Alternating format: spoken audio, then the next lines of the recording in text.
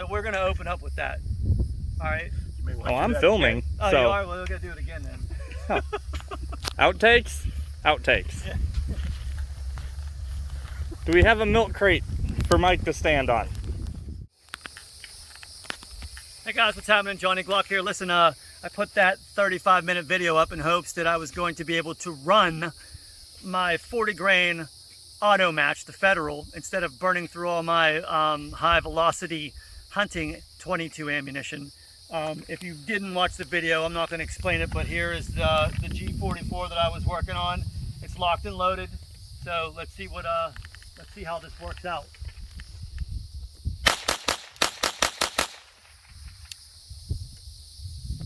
I'd say that's pretty much successful. It could never do that before. I'm gonna call it a success! Holstering. Huh? Shoot like this. Yeah. Yep, there we go. There we go. Nobody knows outside of me saying you're short. The shop tour went over really well. And so I thought I'd start, shooting some more video, some other things Johnny Glock does in his life. And and we have Wick, by the way, on the camera back there. Last time it was a tripod, and hopefully this frog issue isn't gonna get people too unnerved. So we'll try to make it short.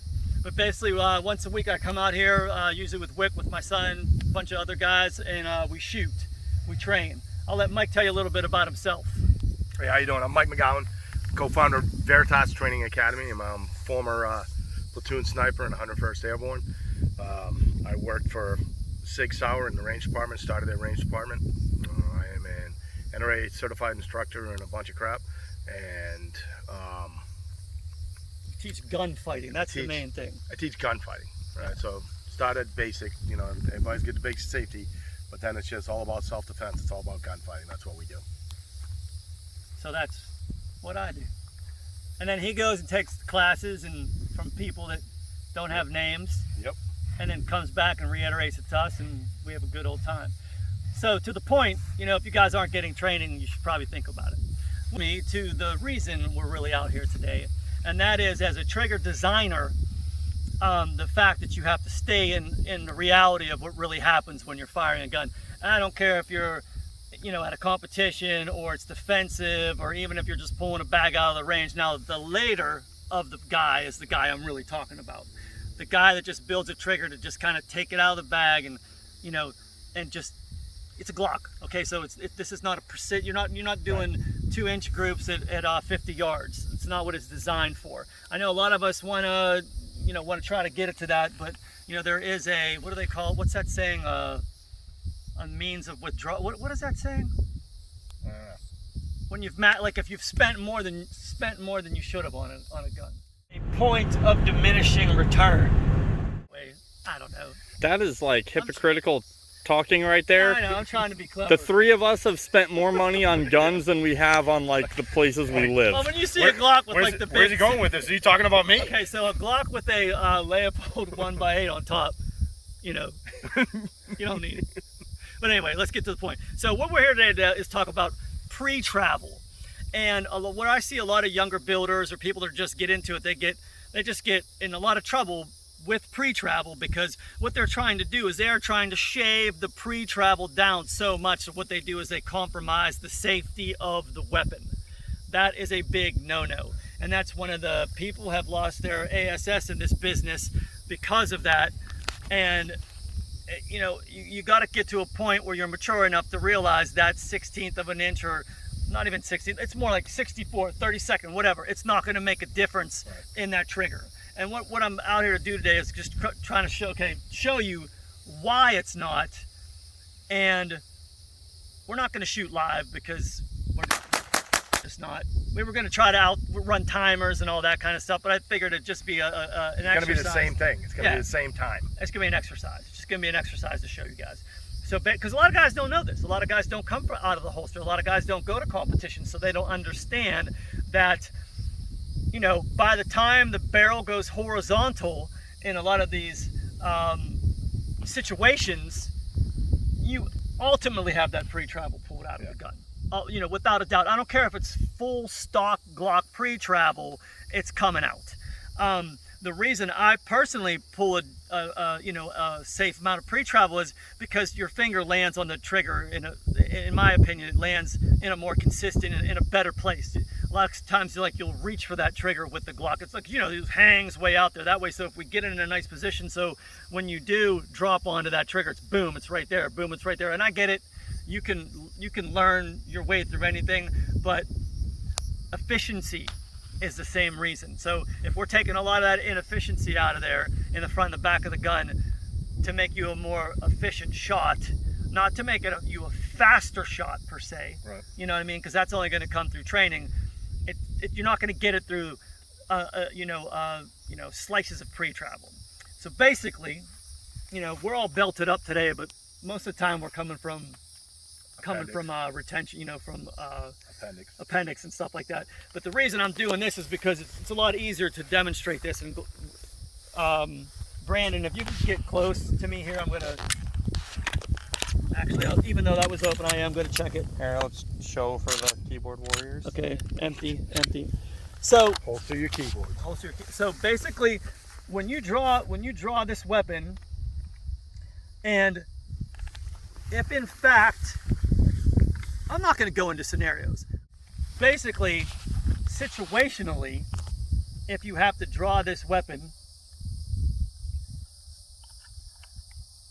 as this comes to a 45, you're dropping your finger onto this trigger, which means by the time you're up like this, you have completely pulled, I guess I better rack it, right here, you have completely pulled all the pre-travel out in a matter of, like, say this is 45, and I drop on it. By the time I'm at 55, I'm completely on it. Yep. So the pre-travel's taken out. I'm not shooting someone down here, you understand? Unless they fell to the ground or something like that. I'm trying to get this first shot off for this particular situation right about here. Correct? Yep. Okay. And you know what? We can pick this drill apart. It's like I said, it's more of an exercise to send it home that you don't need to suck as much pre-travel out of that trigger as one would think when you're myopically sitting at your bench and you're trying to do this. Okay? It's not necessary. It's not real world necessary. So the next scenario would be, I'm not going to go into scenarios. All I'm going to say is this, look, we're at a competition. Yep. And so, once again, drawn from the holster, we've already shown that. So if you're coming up, by the time you're punching out onto your sights, pre-travel's taken up, probably about right here. Yep. Okay. If you're coming from the, where you can have the, your forearms on your chest, same thing. You might want, I'm going to drop the gun. You might want to scoot around me or go behind me or whatever, which way you want to go. So from here, beep. See what I'm saying? Like you're on that already, as you're picking up your sight. So from here, beep, to there, you're not cracking a shot right here. I mean, you could. You're starting to, but that's where the pre-travel's taken all out right there. The other way is, or did we already go over, what do they call it, 40, when you're like this and some of the Glock shoots, it's like beep. Okay, so once again, as I'm gonna go slow motion, finger on the trigger, as I come up to break the shot breaks. So the pre-travel is not, even if it's in a, then there's the other one where like they're in a box and there's all kind of other different stuff like IDPA does, Steel Challenge. You are not going to get the shot off any faster if you have an 16th or a 32nd of pre-travel taken out of that firearm. Not but reality.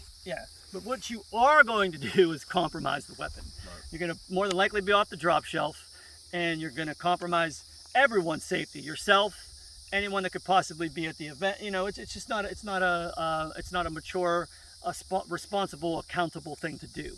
So I just figured I was out here. I wanted to shoot that trigger anyway. I want to introduce you guys to Mike. Mike's a big part of my life, you know what I mean? So guy keeps me alive, and he's been here since the beginning. So when I started doing these triggers, I'd say, hey Mike, what do you think about this? And he'd be like, dude, like, why would you make a trigger do that? I'd be like, that's what the guy wanted. So you want a 1 pound trigger? There you go. Yeah. So I could do that, but you know, I didn't. You know, it came to a point where I'm like, you know what? I don't care what these guys want.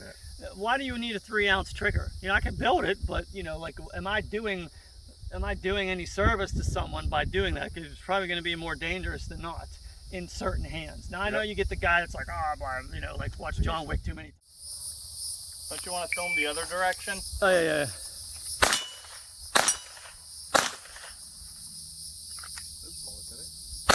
Go.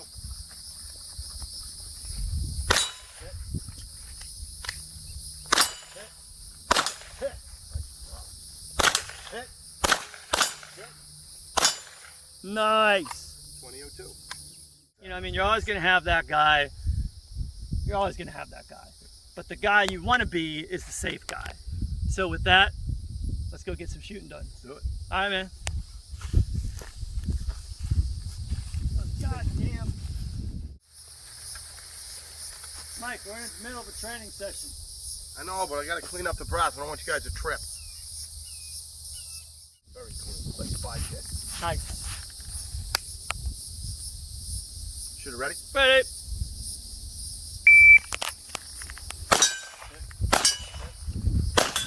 Nice. Go, go, go.